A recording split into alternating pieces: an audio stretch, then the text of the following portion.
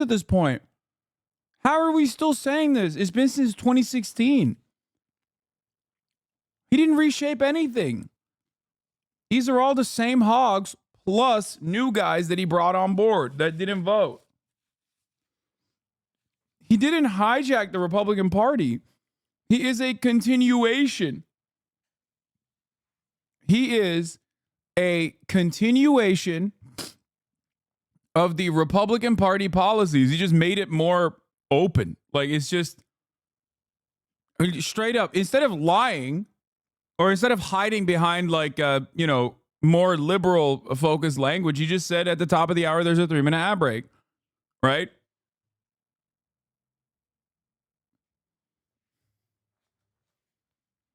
He said it exactly how it is. And if you no longer want to see those ads, all you need to do is subscribe for $5 or for free. They think immigrants want to steal their corn? Oh my God. You are a bad person, 1010. Well, there you go. I am a bad person. Republican caucuses, and for the very first time, we will be able to reveal the top choice of voters as they went into caucus sites. Their choices could change, of course, once they're inside the room and they cast this ballot. Right now we have this key race alert. And Donald Trump is the early leader in the Iowa Republican caucuses based on our entrance poll of caucus goers. And our entrance poll shows Ron DeSantis and Nikki Haley are in a tense fight for second place. Remember, this is all based on early results. This is my favorite. This is my favorite projection when there's like 8 people that voted and they immediately are like, wow, this spells trouble for Ron DeSantis. The ultimate winner, but it's a pretty good sense of what voters are thinking as they go to caucus. Dan and Bash, no surprise there, I suppose. No surprise. The question is going to be what the margin is. And again, I should just underscore that I am here, I should say, with Casey Hunt and it's so Chris funny. Wallace. That is. Oh, there you go. Wallace in the building. I think it's pretty funny that they cultivated this false notion. Like, they completely created a new identity. The idea that Trump might be, Trump might be having a hard time. Nikki Haley sure is doing well, blah, blah, blah. And now they're just like, well, it's not shocking that Trump is winning. You've been doing this since 1980. I want to say that in a way that shows Chris Wallace. An experience, an experience that you bring to this. And it's a lot. You've seen this many, many times. Yeah, I have. The first time was Teddy Kennedy against Jimmy Carter. I was Phony Rhino Chris Wallace, it didn't go well for him. Listening to these exit polls and hearing what David Chalian has to say, what becomes clear to me is this really is Donald Trump's party. I was talking to one of his top campaign operatives this afternoon, and he pointed out to me that the networks, cable news, I don't know who did it first, called the race for Ted Cruz in 2016 at 9:16 p.m. Central Time, 10:16 on the East Coast. And he said, we think that in the 8 o'clock hour, 9 o'clock on the East Coast, that somebody is going to be calling this race for Donald Trump. And when I talked to him about how big the victory is going to be, and they're not sure about 50% or not. The most that anybody has ever gotten in a contested Republican primary in Iowa, or in a caucuses, is 41% by George W. Bush in 2000. They say we'll absolutely beat that. The biggest margin between the first and second place is 12.8% by Bob Dole in 1988, and they said we're going to crush that. So we don't know the numbers. We don't know what the margin is going to be, but they say it'll be over 41%. It'll be well over a dozen points. That's why claiming anything short of 50% is like a loss for Trump is ridiculous. Them losers.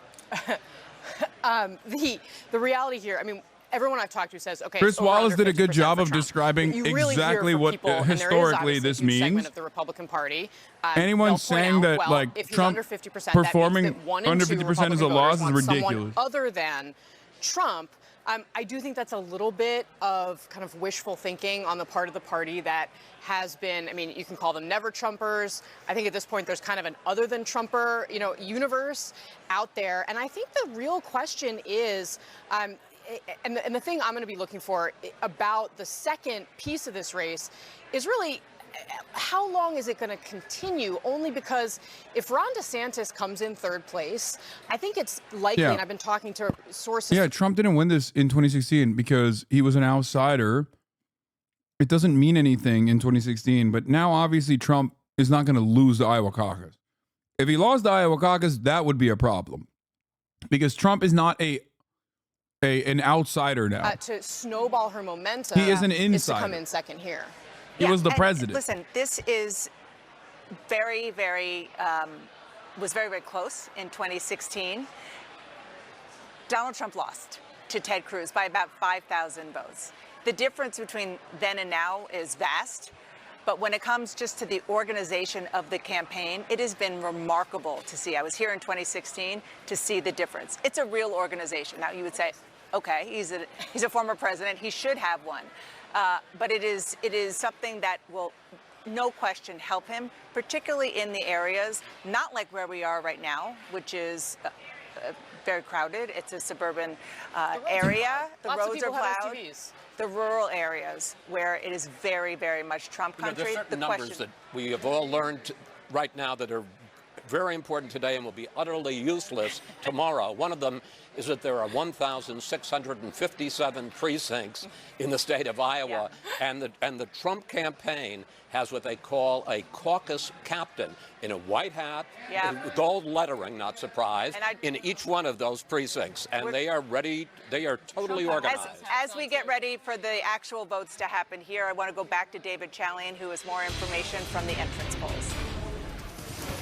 That's right, Dana. Now that the doors have closed and the caucusing is beginning, we actually can start to see how people are dividing their votes by candidate. So are you part of the MAGA movement? Remember, we said 53% of the overall electorate, according to these entrance polls, say yes, they're part of the MAGA movement. So how does that 53% split? What does minus mean? Since it's the MAGA movement, overwhelmingly they vote for Donald Trump. 78% say they're intending to do so as they walk in.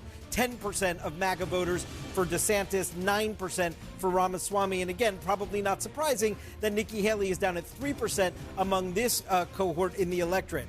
Then we looked at the white evangelical vote. John King was just talking about this with Jake. It makes up about 51%, about half the electorate say they're white evangelical. That's actually a little bit down from what we saw 8 years ago as an overall share. But look at this, guys. 55% of white evangelical voters are voting for Donald Trump, according to these entrance polls. That number for Donald Trump. It's so funny because a major evangelical church backed, like the leader of the evangelicals in Iowa backed DeSantis publicly. Made a big push at 24%. And he still barely captured 24%. Down at 8%. That's so among sad. Those very conservative caucus goers. Again, this is about 51% of the overall electorate that identify as very conservative, a larger share than 8. I mean, listen, why would you vote for Ron DeSatan? You know what I mean? He's literally Catholic. If you're an evangelical and you vote for a Catholic, you're just so cucked. Nearly 2/3 of that half of the electorate. That's it. DeSantis, 24%. He's Italian, which is like at 10% with the very He's Italian, which to an Iowan is like basically the closest you're going to get to an ethnic person. You know what I mean? He's Catholic, he's Italian, no shot. They make up about 16% of the overall electorate. 16% of the overall electorate say they're independent.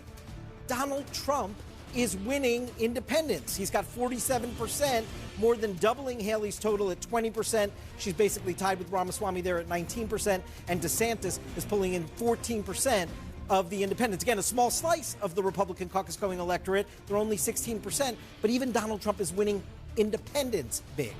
Yeah. Absolutely dominant so far, David. Thanks so much. Let's check back in with Kate Baldwin in Ames, Iowa. Kate, who are you standing with? Who are these lovely Iowans? These lovely Iowans, says Jake Tepper. Exactly, lovely Iowans that I have now become best friends with. This is April and Isabel, both Iowa State students, both born and raised in Iowa. Ames, born and raised. Des Moines, born and raised. Now, tell me, this is your first caucus? Mm-hmm. Yes, it is. And this is your first caucus as well? Yes. Okay, so why did you want to come out and caucus? Because I want to make a difference and impact the world I live in. Isabel, it's a secret ballot. Mm-hmm. I saw you guys checking in. Yeah. Have you decided who you're going to be caucusing for this evening? Yes, I have. Would you like to tell me? Sure, Ron DeSantis. What is it about Ron DeSantis? What? So actually, He's I hot. just listen to her family, and they tell me about who they're gonna vote for. So they were telling me about him, and Are you going to caucus for DeSantis as well? yes, I am. That's my plan. Have you been decided? Have you been decided and committed for quite some time, or has this been a journey for you? I thought they were just like trolling. I thought they were like libs who were just trolling. On a lot of my parents' wisdom because they have been looking into it, and I really trust them. Oh. But I really like how Ron DeSantis has communicated, and what he's done in Florida sounds pretty good. And I really appreciate how he is respectful and the way he treats people and interacts. I really respect that. What? And I want that in my leader. April and Isabel, thank you both so much. Heading into the gymnasium right now as we're about to begin. Thank you so much. Back to you guys. All right, I think Kate these people Baldwin, are go dumber than Cyclones. Trump voters. Appreciate it. Let's check back. I think those people are dumber than Trump voters. I'll say it. They literally don't even know why they're voting for Ron DeSantis. This is the most ethnic man in Iowa right now, 100%. Expecting around 200 people right now. We've calculated roughly between 40 and 50 caucus goers. And if I could ask the room, folks, if you could show me your hands, how many of you are caucusing for the first time? You see a handful, I'd say maybe about 10 or so people caucusing for the first time. So, they lost the shot. It went down.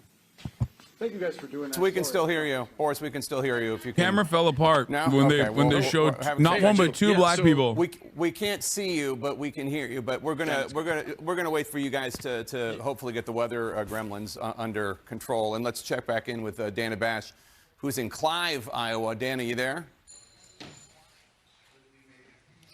Yes, I'm here. I'm here with Casey and with Chris Wallace.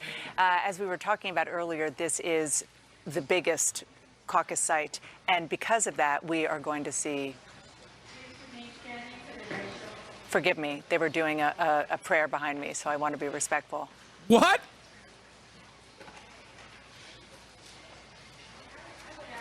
What the fuck? A prayer is going on. Usually these caucuses start with both the Pledge of Allegiance and then a prayer. Iowa tradition. John King, while we're waiting for the prayer to end, tell me what more you're looking for tonight. Dude, we're the dumbest country on the in the planet. right places. It's so Sometimes you weird. just have bad timing, whether it's technical gremlins, whether it's respect for the flag and the prayer. We have to do that. So what are we looking for tonight? Number one, Boris Sanchez was just talking to you from here, and he said that turnout was down. Whether it's the weather gremlins or I'm just saying it's respect for based the on experience. flag. But if turnout is down here, that's bad for Nikki Haley and potentially for Ron DeSantis, in the sense that the Des Moines area and the suburbs tends to be a Democratic area. This county in the general election is plus 15 points for the Democrats. It's one of the few blue spots in Iowa. But it is where you find moderates. It is where you find independents. It is a place where if Democrats, like the gentleman who was with Kate earlier, wants to cross over, you would find it here. So shorter drives. If you live in an urban area or suburban area, it's a shorter trip to your precinct. It's still dangerous. It's still nuts out there, but you're not driving 25, 30 minutes like you might be in some of these rural counties. So if that holds up, he's in one spot. Maybe it's not like that the next precinct over. But if that holds up, that's bad news for the non-Trump candidates, because this is where you would find your non-Trump voters. One of our voters from our All Over the Map project, Chris Mudd, was just texting me. He's here in Blackhawk County in Cedar Falls. He sent me some pictures. They got a pretty good turnout at his precinct. There are several precincts. It's a big county, the 5th largest of the 99 counties. Again, in the fall, this is likely to be a Democratic county, but there are a lot of rural areas where he's a Trump voter and a loyal Trump voter. You have a lot of Trump voters out here. But again, you have a suburban area here where Nikki Haley and Ron DeSantis, if they're going to cut into Trump, this is one of the places they need to do it. He texted me a photo first of the crowd showing up and then of the Nikki Haley supporter giving a speech. The Iowans, he's a firm Trump voter. He's not going anywhere. They love this process. And so he's being respectful. He sent me a picture as the Nikki Haley voter gives. What's that tell you? It tells you pretty soon you'll be over here and we'll be watching the map fill in. If the candidates are giving their speeches, once they're done with that, then they actually get about the process of voting. And so our reporters are in the right places. Brian's out here, as we talked to him earlier, right on the Nebraska border, southwest Iowa. This is conservative Trump country. If Trump doesn't run it up here, if we don't see big Trump votes, then that's a sign we got something to watch. If he does run it up here, then the question is, if Trump is doing what we've watched him do every time he's on the ballot, run it up in rural America, the question is, how's he doing where you get into suburban America? And that's the test tonight. If Trump can do the rural area and then do fairly well in the suburbs, that's a big win. If they can get to him in the suburbs and DeSantis and maybe Haley can compete, a little bit of Ramaswamy in the rural areas, then we got down. We're about to find out. All right, fascinating stuff. There's much more ahead as we follow the action inside caucus sites and try to track the votes when they come in. Will there be any surprises? You'll find out soon live on CNN. Back after this quick break. I mean, look at the crowd and then look at Vivek, dude. That is literally the only time they've seen a brown person. We went with her this weekend. The roads were bad. There was even one person who was supposed to give the intro to her that didn't make it because they were hit by a semi-truck, rear-ended. They were fine, but that's the stuff that we were talking about. She only had to cancel a couple of the events, but she was determined to get in front of those people. And we just spoke with her team just a short time ago, and they were telling us they don't actually feel pressure here tonight. They think the pressure is really much more on former President Trump to perform up to what those polls are. And Ron DeSantis, because he put all of his eggs. Yeah, sure, dude. No, definitely. They're like, dude, I love being in second place. Many are saying second place is the first place. Okay. Folks, I'm getting reports that first place ain't shit. And being in second place is actually more favorable of a position than being in first place. That's what they're saying. Believe me, folks. Many people are saying this. Here's Nikki Haley on MSNBC, by the way. You might be asking yourself, why are they showing Nikki Haley's speech? Wait, what? Why is there no audio? Nikki Haley's on MSNBC, but I can't hear her. Does anyone have a better link for MSNBC? Because I want to hear what she has to say.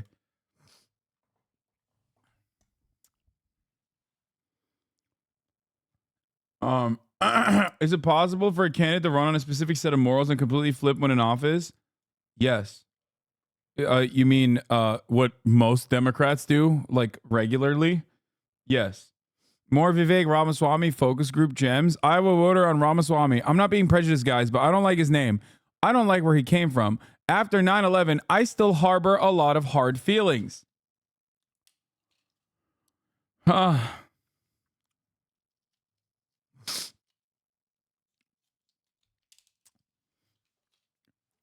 I've never felt, I mean, dude, a lot of things are happening today that are making me feel incredibly vindicated. Okay? This is not only like another I told you so moment, but I have rarely ever been able to pinpoint and identify the racism down to like the comma. Okay? Do you understand? Like, look, I make a lot of predictions. Some of it is, some of it fails, and everyone constantly talks about it, like me saying Russia would never invade Ukraine. Don't be silly, right? But in the overwhelming majority of time, like I do make some pretty solid predictions. I have, however, never in my life been able to make a prediction down to the T. Like I told you exactly what kind of racism they were going to do and what kind of words they were going to use to be directly racist towards Vivek Ramaswamy. And it was verbatim correct. Like 2 hours ago? No. I've been saying this for months. No, not 2 hours ago. I've been saying this for months. Okay? Fuckheads like Tim Pool are lucky you aren't a conservative pundit. You call their moves better than he does. Dude, this is why I'm saying to you that I am a hog whisperer, and 1,000% I would be a better right-wing commentator if I wanted to grift. I would literally be a better right-wing commentator than any number of these weird goons and goblins out there. I called that months ago down to the T. Literally, down to the 9/11 mention. I told you that exactly on what terms the American hogs and hogalinas and hogettes were going to say, Vivek Ramaswamy, I don't understand it. He's like, he one of them guys that did 9/11, right? Americans do not know how to be racist towards Indian people. Okay, Hasanabi, brother, if you think that I'm pulling a LeBron with this, I don't know what to tell you, because this is to a T. You also said he knows this too, and he's doing this for a cabinet position. Yes, he knows he's not going to get VP. There's no way for him to get anything. Like his last name is not going to come on. His last name is not going to appear next to Donald Trump. Like that's not going to happen, right? Louder with Hasanabi, someone said. Yes, dude, I would fucking destroy. I would destroy as a right-wing commentator. You don't have to be correct with your takes to be a right-winger, just racist. Yes.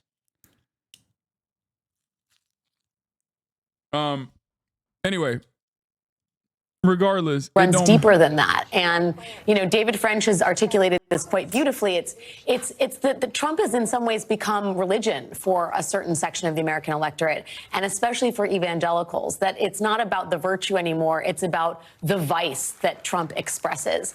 And I think you see that playing out in Iowa, where the evangelical vote is key. It is central to what is going to unfold tonight. And it is very much a group of people that find that Trump is in some ways the second coming. It's why Trump is taking out ads like the one that came out, I think, a week ago called God Made Trump. There is a distinctly religious undertone to his campaigning nationally and vice signaling. I mean, I didn't invent vice signaling. I don't know. I don't know where I heard it, but like I'm pretty sure people were saying it beforehand. Really interesting thing, if not a downright curious thing. Yeah, and we'll have to see. I mean, entrance polls are polls. They are not election results. We will have to see if they match what we're expecting in terms of the overall results. If they're as predictive as we're expecting them to be, you never know.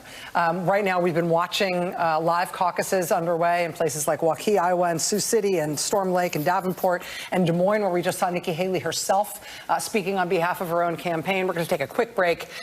But it's mine now, so. A chatter said it, I liked it, and guess what? It's mine now. Believe me. I invented vice signaling. Folks, I signal vices better than anyone else. Day one, I'm signaling all of the vices. Nobody's signaling vices harder than me. My son is learning. He's young. He's learning.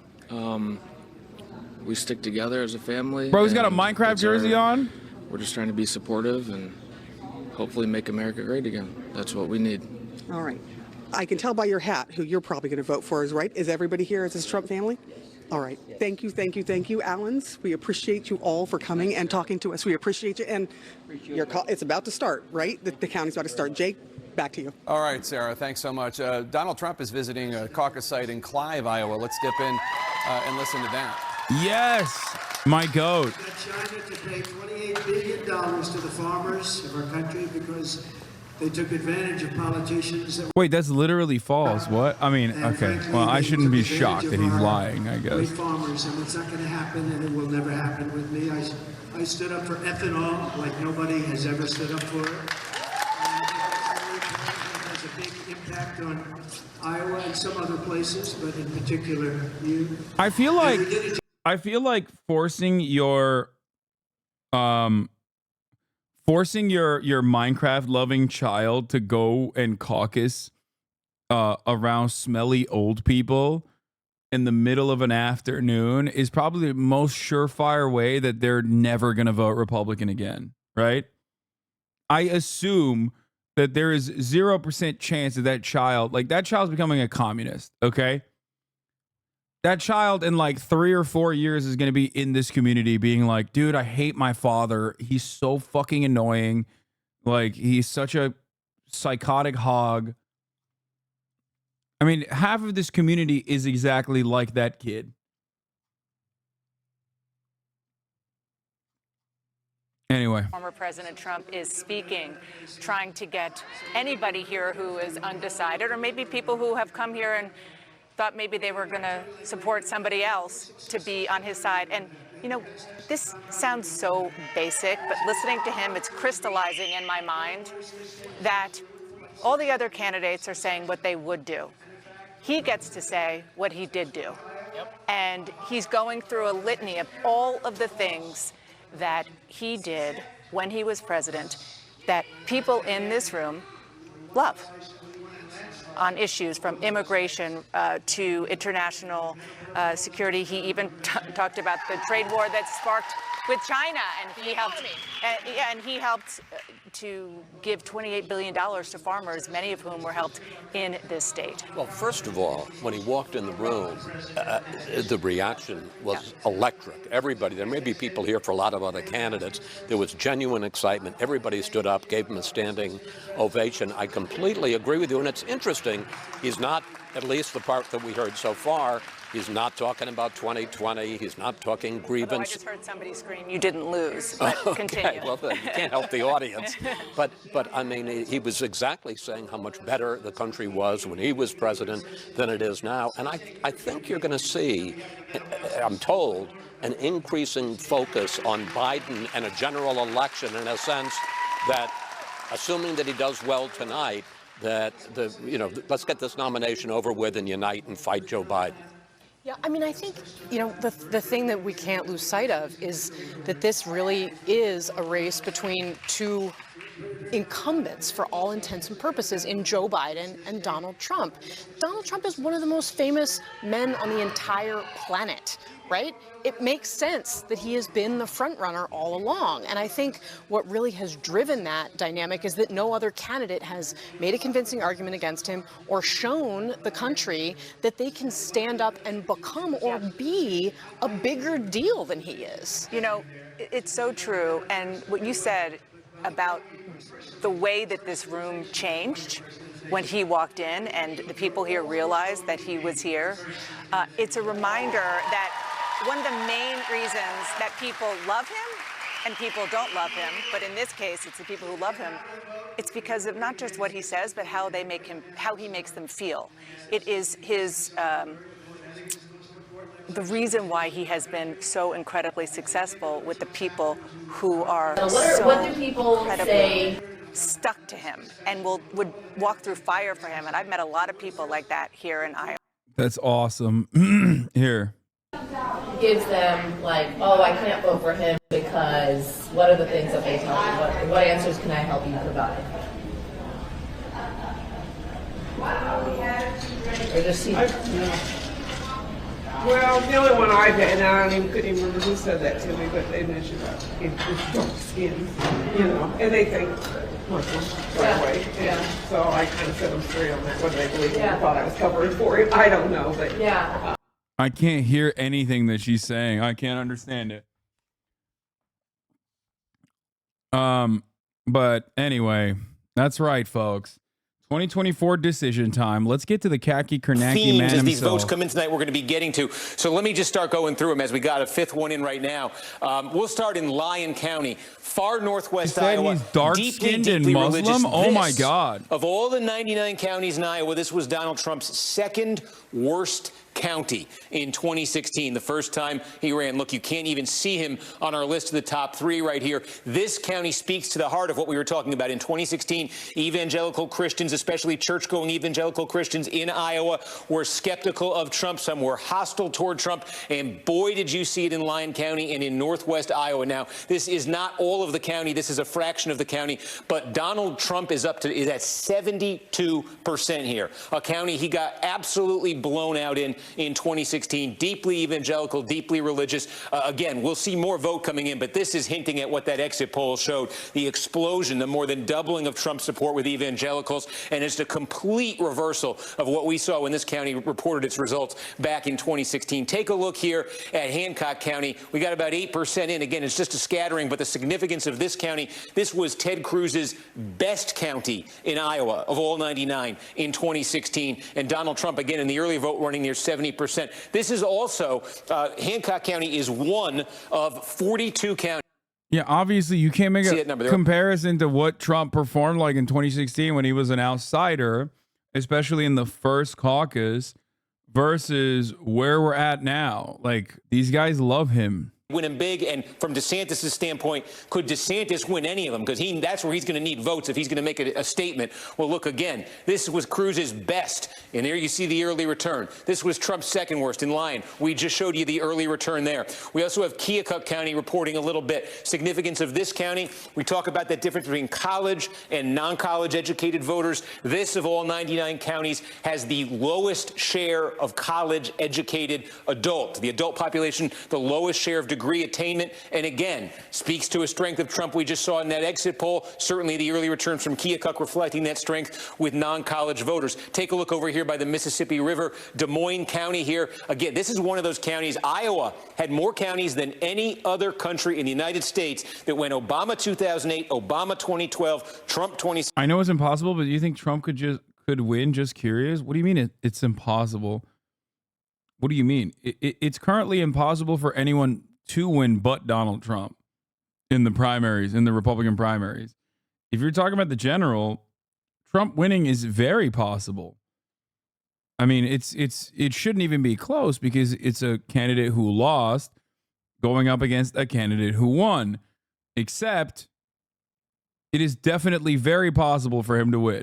About 1 out of every 6 caucus votes cast tonight in Iowa from this one county. This county is different than a lot of what we've been talking about here. This has the 4th highest rate of a college degree attainment of any county in Iowa. This gets to that Haley base we're talking about. College educated, wealthy, urban, suburban. Look how Polk voted in 2016. It was a Rubio County. Cruz is up there. Trump finished 3rd here in 2016. So very, very early going. 13 votes you see on the screen in front of you. This is like one precinct coming in. But this is the county as votes come in. Keep an eye on it, because if Nikki Haley's going to be doing anything tonight, she's going to be doing it in places like Polk. She's going to be doing it right next door.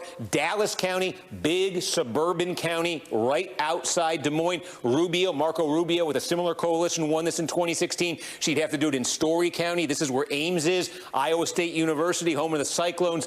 Johnson County, University of Iowa. Iowa City. These were all Marco Rubio counties in 2016. Lynn County, this is where Cedar Rapids is.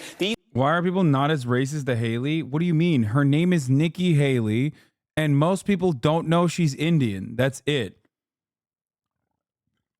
If it takes effort to find out what someone's background is, then most people are not going to know. Her name is Nikki Haley. She's white as hell. I've never, well, there's people still right now. There are people still in the chat going, what? Nikki Haley is Indian? Yes, her name is Nimrata.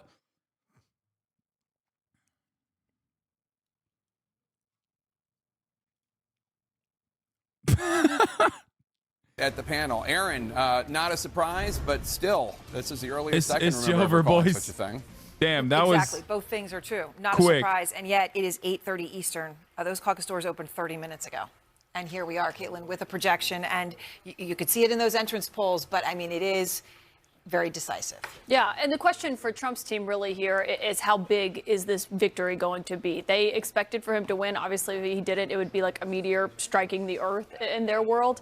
Their question is, what is that the way margin Hassan going says to look Nimrata like? is so and you white. can see Donald Trump is speaking. I mean, his I'm Turkish. You know what I mean? Like I've never met, like growing up, I never met someone named Nimrata. I don't know how to say it to the correctly. moment that we are in. I mean, Donald Trump 8 years ago left Iowa with a loss to Ted Cruz. And not only did he not accept that loss, he claimed that they should nullify the result. Is it and went on to Nimrata? New Hampshire. What Is he's that how planning you to say do it? now, we've now just learned, is tonight Nimrata?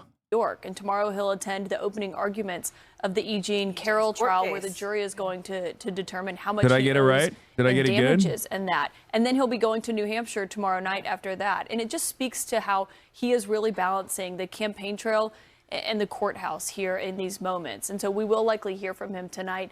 But it goes to what this campaign and what this primary is being defined by. And it's Donald Trump's legal troubles, but also really decisive victories and a strong hold on the Republican Party. And you see, go ahead. I mean, he's really made over the Republican Party, really, which what you've seen from these entrant polls is just that. The way that the voters identify is that themselves, better? The very conservative voters, the moderate, the other conservative voters leaning towards Trump, but also just the fact that they identify themselves overwhelmingly as part of the MAGA movement, that they falsely believe that the 2020 better but election slightly racist. Joe Biden Bro, not it win is that the one legitimate- time when it's literally not racist. Okay, trying to say like a non-white, non-American name, originally like an Indian name or whatever, correctly is the one time where you can sound racist, but it's like the exact opposite of racism. Okay, it's the same as saying speaking other languages is racist. Enunciate T with the tip of your tongue. Nimrata. Oh, Nimrata? Wait, you rolled the R? No, I thought you didn't roll the R. Of course I can roll R's. Turkish people roll R's. The fuck do you mean? I don't think you rolled the R. Worse and worse every time. The real race of the people who refuse to try. Yes. Call Raj Patel. If Americans use total enunciations while speaking Chinese, are clearly racist.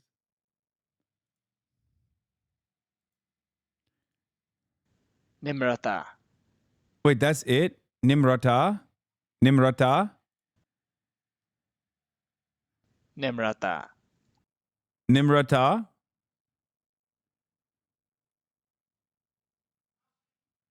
Is there only one type of Indian person ever? What?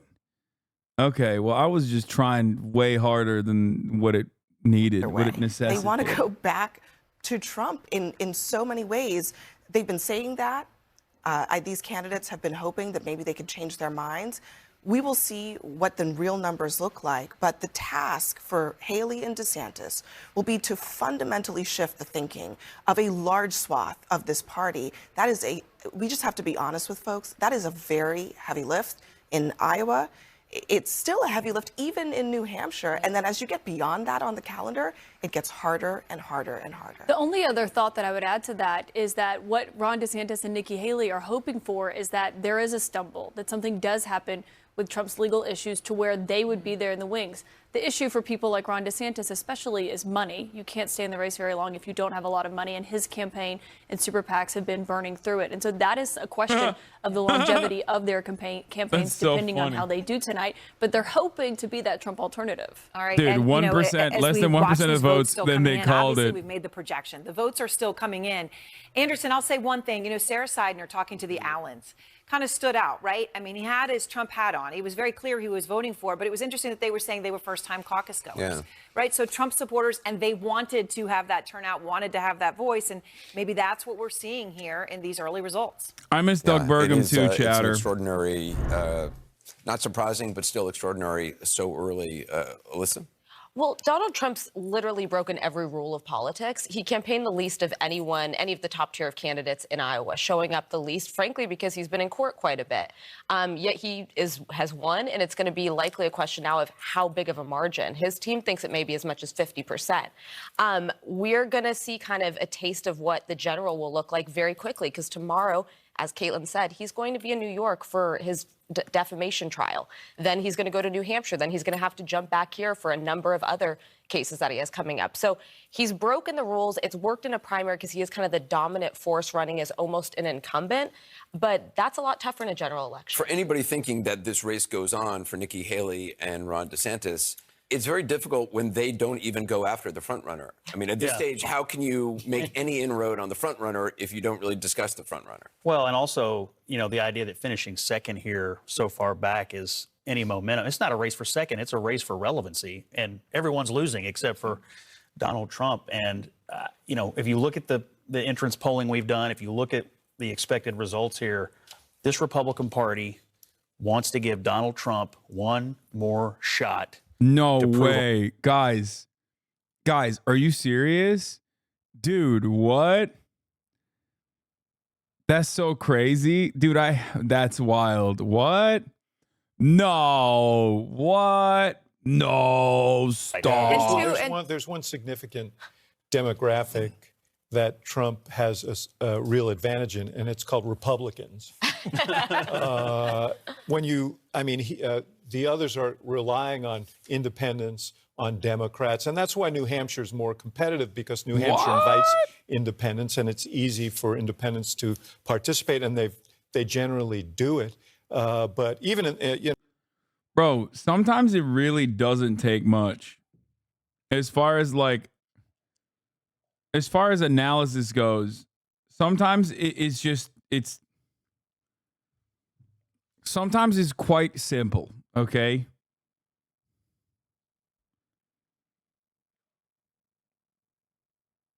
This is one of those moments.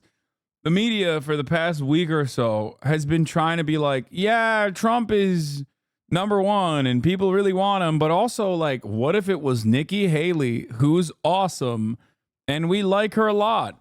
We like her more than we like Joe Biden, even, who's bad. But Nikki Haley is not so bad. Have you guys thought about voting for Nikki Haley? Like, when you do that, you're not doing shit. The base of the Republican Party is solidly on board with Trump and have been and will continue to be on board with Trump. That's it. Did Biden legitimately win the 2020 election? We've seen a lot of this Republican result is just like every Republican result I've seen. It's about 2-1. 66%. 2/3 don't believe he won legitimately, and about a third believe Biden won legitimately. Like, even if some of those are people who are saying like, oh, they cheated, like they didn't just steal it, but they just like won unfairly or whatever, that comes with the recognition of like winning, right? It still doesn't change the reality that there's like a ginormous amount of people, dude. We have that as an error here. Let's see if it has the other way there. It should have been the other way around. Trump wins those 70%, obviously, of those who do not believe Biden won legitimately. The other big headline we're waiting for is who came in second place, right, in the Iowa caucuses. It's going to take time. It's going to take time for us to know. That may be something Iowa advisor to Mitt Romney's 2008 campaign. David, it's great to see you. Because even in our for the third former wave president. of polling, Anything about that surprise you? No, nothing about that surprises me. Donald Trump is going to win these caucuses. He's had the lead from the beginning of this race until tonight. Very stable race. It hasn't budged at all. Hasn't moved much. We've seen some movement, obviously, out of Nikki Haley. We've seen some downward movement from Ron DeSantis. But this race for Donald, there's two campaigns. There's Trump against expectations. Is he going to break 50% tonight? If he doesn't break 50%, that means over half of Iowa said no thank you. The real race, though, is for second place. It's to see who gets that burst of energy going. Yeah, the real race. Guys, the real race is for second place. Ron DeSantis dumped like $128 million or something into Iowa. Okay. He was constantly running around being like, I went to every county twice. Vote for me. Okay. It's insane to me that this dude is like currently sitting there in barely second place. Like, it is so pathetic, dog. God damn, you are such a loser. Oh my Lord, you are such a loser. Holy moly. Look at that, 14%. 14%. Sitting at 14%. Oof. He would be second if Republicans knew Nikki's first name. I mean, he would still be in second, yes. Nikki Haley is in third place right now. I mean, it doesn't seem like she's gonna... Are you telling me the GOAT is washed? I'm telling you that Nick Merckx's GOAT is washed, okay? Nick Merckx's GOAT, Ronald McDonald DeSantis, is washed. What the fuck is this? Oh, Des Moines. I was like, God damn, what is happening in Des Moines? Libs. At 42.9% to Ron DeSantis' 39.3%. Keep in mind, this is just one precinct inside one county. It doesn't give you a picture. Bro, there is nothing funnier than 3.6% for others, and Asa Hutchinson can't even get the others. Nick Merckx has been crying a lot more than that. He's still crying about trans people. I don't even want to hear about it, okay? I don't want to hear about it. Forecasting for the second blaze. Oh my God. What is happening with the needle? We're keeping track of each candidate's chance of being the runner-up in Iowa. They busted out the needle for second place. God, what a loser party this is. Wait, what the fuck is this shit? CBS News examines whether they can defend themselves. Putin, Ukraine, China. We're talking about Taiwan. That's funny. They're talking about Taiwan defending itself. Yeah, you make fun of Vivek, but his idea is being represented well. In the Senate in 2021, where he was acquitted. But look, I'll be watching to see what the margins are, because the kinds of voters that Nikki Haley and Ron DeSantis needed to be competitive in this primary, a lot of those voters have left the Republican Party in the era of Trump and in the last 4 years as well. And I'm going to be drilling in on the 5 counties that Marco Rubio won in 2016 to see if Haley or DeSantis are beating Trump there, but also to see whether Haley has a pulse outside of those highly college-educated places in Iowa to see whether she can carry some momentum if she does play second into New Hampshire. And those are the kinds Bro, if Nikki Haley wins second place in Iowa, okay, if I'm Ron DeSantis, I'm literally signing on the Grand Theft Auto. I'm climbing to the fucking highest tower in Grand Theft Auto, and I'm just straight diving head first. Okay, until my fucking character in the video game's head is directly pizza on the ground. Okay, I'm stamped to the fucking pavement at that point. Jesus Christ, dude. That is literally the work. Oh my God. What a fucking loser. Jesus Christ, what a loser. Oh my Lord. Just unimaginable. L after L after L. He had everything. He was Nick Merckx's GOAT. Okay? He had everything. And then people basically saw how he carried himself. And we're just like, this is the worst person I've ever seen in my entire life. He's going to lose Florida. Bro, he's 50 points behind Trump in Florida. 50 points behind Trump in his home state that he is currently the governor of. Nick Merckx is voting for Trump over Ron DeSantis, and that's his GOAT.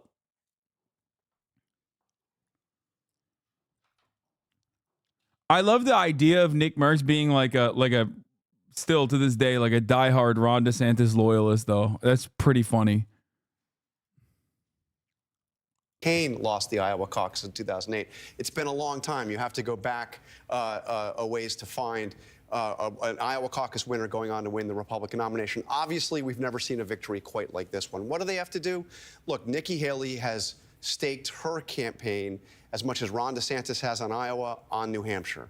If she can go into New Hampshire and she can find a way to actually beat Donald Trump in New Hampshire, where the polls Red Bar Radio's doing an investigation. What the fuck is Red Bar Radio? You know, there's a chance she How can about try they to investigate build some momentum. It goes bitches? next to Nevada and then her home state of South Carolina, where, by the way, Donald Trump has a huge lead in the polls and the endorsements of virtually every Republican elected official, including her former lieutenant governor, who is now the governor of South Carolina. But that's kind of what I'm getting at. I mean, the Iowa caucuses have had As if you don't know Red Bar? What the fuck is that? okay I don't know. Yeah, I'm just giving it to You should investigate right? Ligma. But this is different. You're This dealing with a is former different. president. We've never seen a win like this. Yeah. I mean, look, he's dominated the party in a way that we have not seen a front runner who is not already an incumbent president dominate going in What's to Ligma? primary season. Is it over? No. Ligma We're just now balls, having Jack. the first votes actually cast in Iowa, which is, you know, relatively small. But this is going to very quickly turn into a national primary, because once you get past New Hampshire, Iowa, Nevada, you know, March 5th, we're at Super Tuesday. Here's where it could get interesting and really quickly. Yeah. You mentioned New Hampshire up next. The most recent polling shows Nikki Haley coming within single digits now of Donald Trump in New Hampshire. Yeah. She's tried to say in these last 24 to 36 hours, this is a two-person I've done it race. again. Yeah. So again, she's holding on to that. But as you point out, you look a little beyond that. You see South Carolina, where she's not leading in her home state. New Hampshire, where she's getting closer, but still trailing Donald Trump. So we'll have to see where these numbers land at the end of this evening. But it's going to be a tough fight for the person who's in second place. I mean, one of the things that helps her in New Hampshire is that in New Hampshire, independents can vote in the Republican primary. That's not the case in South Carolina and in a lot of the states that follow, where you have to be a Republican to vote in the Republican primary. She will benefit from the fact that people that want to stop Donald Trump, some who are not Republicans, can get a chance to try to give her a boost. But that's why this race for second actually matters. I mean, it doesn't matter in terms of the delegate allocation. Okay, shut up. All right. I mean, oh, no disrespect. Caitlin Collins says, a sign of how Trump is balancing the campaign trail in the courthouse. He will go from Iowa tonight to New York, where he'll attend the opening of the trial tomorrow, where a jury will determine how much he'll pay in damages to E.G. and Carroll. Then back to New Hampshire tomorrow night. Potentially back for court Wednesday and another event in New Hampshire Wednesday. Messed up how much my man has to fly around, dude. How long into this election will they ride the second place is a really important train? New Hampshire. And then it's over probably. Whoa, Nikki Haley, come up, folks. What is happening, folks? Let me tell you, 2% of the votes are in, and Donald Trump has dropped off the map. Went all the way down to a 54 point. Nikki Haley coming in strong, slay mama at 20%. God damn it. Ladies and gentlemen. Ladies and gentlemen. She is slaying. Okay. She is mother cunt. She is slaying. She is Nimrata Haley. Did I say it right? I don't know, but it doesn't matter. Second place might as well be first place in our hearts. It's Nikki Haley time. That mother is mothering. View all candidates. Chris Christie has more than Asa Hutchinson. No shot. Get out of here. Magnitude 8 slay mother quake on the Cunter scale.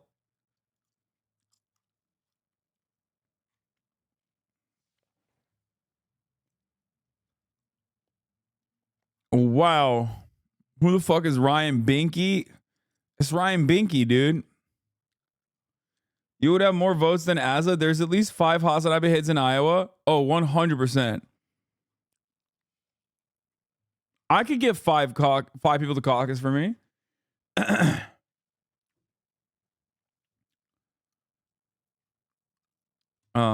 Asa, more like Azan.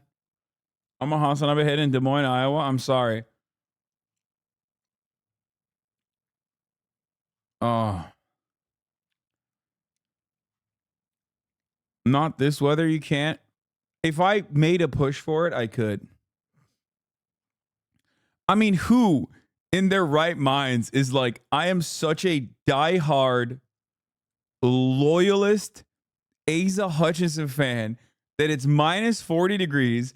I know he's not going to win. Like, there's just no shot. And I still drove out there at least 45, 60 miles to a caucus location to be a caucus captain for Asa Hutchinson. Who? My man said her employees. People in the chat think Asa Hutchinson is a woman. That's how it's right on there. It's on the screen. And people think he is a woman, bro. There is no campaign that has been more disastrous. Okay? It's so bad. Like, he's so irrelevant, even though he is